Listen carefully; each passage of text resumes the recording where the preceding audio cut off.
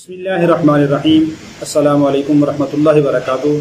हज़रत अबू अय्यूब रज़ी अल्लाह तआला अन्हु से रवायत है, फरमाते हैं कि रसूल खुदा सल्लल्लाहु अलैहि वसल्लम ने इरशाद फरमाया कि जिस आदमी ने 10 बार ये कलिमा कहा, ला इलाहा इल्लल्लाहु वहदहू ला शरीका लहू लहुल मुल्कु व लहुल हम्दु व हुवा अला कुल्ली शैइन क़दीर, 10 बार ये कलिमा पढ़ा तो अल्लाह रब्बुल आलमीन उसको औलाद इस्माईल में से 10 गुलाम आज़ाद करने का सवाब अता फरमाएंगे।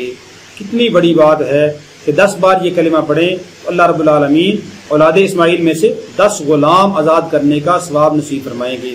अब 10 बार कलिमा पढ़ने में तकरीबन 10 मिनट नहीं लगते, बल्कि आदमी 2-3 मिनट के अंदर पढ़ लेता है। इसलिए हमें चाहिए कि हम रोज़ाना ये कम अज़ कम जितना हो सके ज़रूर इस कलिमा का विर्द करें।